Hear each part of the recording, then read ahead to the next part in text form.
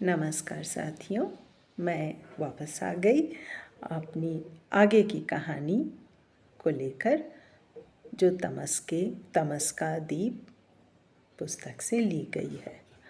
आगे की कहानी है शक्ति। भक्ति में इतनी शक्ति होती है कि हर नारी, हर व्यक्ति भगवान में लीन हो जाता है और भगवान उसके अंदर। इस बात को, इस तथ्य को दिखाने की कोशिश की गई है। तो शक्ति जो है वो एक नारी का एक रूप है जो यह दर्शा रही है कि वो कितनी, उसकी पूरी जीवन को दर्शाया गया है कि किस तरह से वो जन्म लेती है और किस तरह के घटनाक्रम होते गए उसके जीवन में, और फिर अंत में वो क्या प्रकट होकर आ रही है। हर नारी को देवी का रूप ही माना जाता है। कहा भी जाता है शक्ति स्वरूपा नारी। तो इन्हीं सब बातों को सिद्ध करने की कोशिश की गई है इस कहानी के जरिए। उसके आगे है खोज कहानी में एक किचन हेल्पर की खोज। किचन या घर में हेल्प करती है, किसी गृहिणी की हेल्पर जो है वो सारे कार्य करती है, तब गृहिणी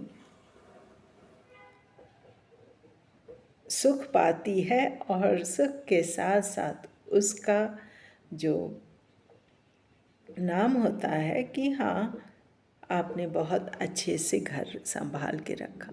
लेकिन इन सारे कार्यों के पीछे किचन हेल्पर या जो काम करती है घरों में, उनका कितना बड़ा योगदान होता है कि वो अगर ना आए एक दिन भी घर में, तो घर में आपातकालीन लग जाता है, इमरजेंसी आ जाता है। तो जब एक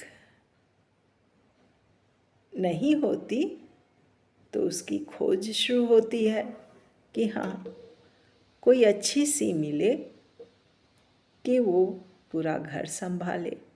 तो उस खोज की किचन हेल्पर के महत्व को यहाँ दर्शाया गया है। किचन हेल्पर या फिर घर की हेल्पर जो है वो कार्य करती है, तभी दंपति या नारी बाहर कार्य कर पाते हैं या अपना समय अपनी प्रतिभा को निखारने में या अन्य कार्य में लगा पाते हैं। तो इन्हीं बातों को दिखाया गया है खोज में, और ये किचन हेल्पर की खोज है, उसके महत्व को दर्शाया गया है। तो किसी भी चीज़ की अहमियत कम नहीं होती और कोई भी काम छोटा या बड़ा नहीं होता। हर काम उतने ही महत्वपूर्ण हैं जितने दूसरे काम।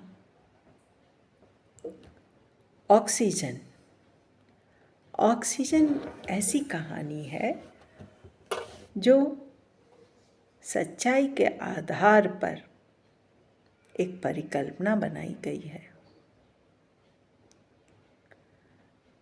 ये कहानी उन दिनों की है, ये भी बहुत पहले की है, उन दिनों की है जब मेरे पति ऑक्सीजन कंपनी, इंडियन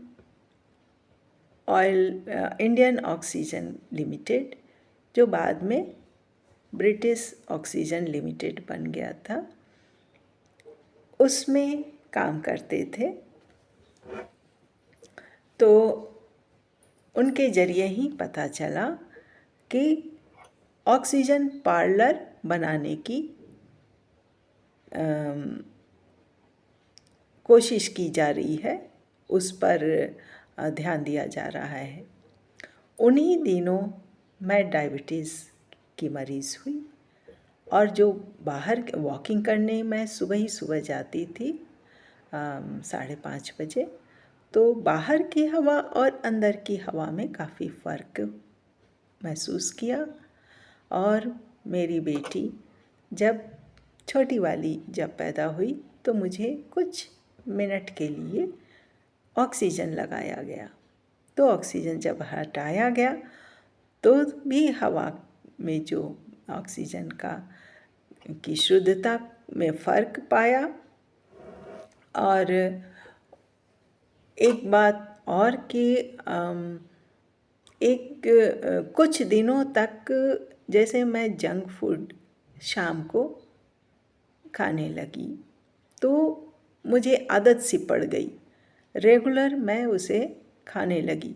जब देखा कि मैं उसके बगैर नहीं रह पा रही, मुझे इतनी इच्छा होने लगती कि मुझे खाना ही खाना है, तब मैंने उस पर कंट्रोल करने के लिए विचार किया। तो फिर फल को उसके जगह जब मैं जंक फूड खाती थी जिस समय, उस समय मैंने फल खाना शुरू किया, क्योंकि फल में ऑक्सीजनेट करने की शक्ति होती है। तो और तो हमने फल खाना शुरू किया और रोज़ काफ़ी दिन खाने लगी, तो वो जंक फूड की आदत छूट गई और फलों की आदत पड़ गई कि अब मैं फल के बगैर नहीं रह पाती। तो इसलिए इन सारी बातों को हमने सोचा और एक कहानी लिख डाली, ऑक्सीजन, जो आप लोग के सामने है। ऑक्सीजन के महत्व को दर्शाने की कोशिश की है।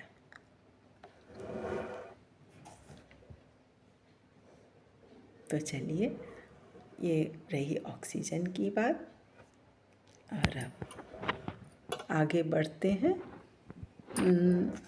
ऑक्सीजन के बाद बेबसी। बेबसी एक ऐसी नारी की कहानी है जो घरेलू कार्यों में इतनी व्यस्त है कि उसने इतने कार्य किए हैं जीवन में, लेकिन अब अपने उम्र के ढलान में वह थोड़ा आराम करना चाहती है। उसने पूरी जिंदगी सबको सर्व किया, खाना बनाकर, खाना के द्वारा और भी कार्यों के द्वारा उसने किया। नारी डिवोटेड होती ही है अपने घर परिवार के लिए, आगे बढ़े समाज में भी। डिवोशन जो है नारी में प्रोमिनेंट होता है। कोई भी कार्य करे तो वो बहुत डिवोटेड होकर करती है। तो इन्हीं सब बातों को दिखाने की कोशिश की है। तो यही है। और इसमें एक बात है, बेटा माँ पत्नी के बीच बेटा बहुत ही दुविधा में उसकी परिस्थिति रहती है, वो किसे सपोर्ट करे। तो इस कहानी में ये भी दर्शाया गया है कि माँ का विकल्प नहीं, लेकिन पत्नी का विकल्प है। जब एक मर्डर होता है तो पति ने कहा कि पत्नी को तुम अपने ऊपर ले लो, या फिर उस नारी को इससे आगे कुछ चाह नहीं, और वो हंसते हंसते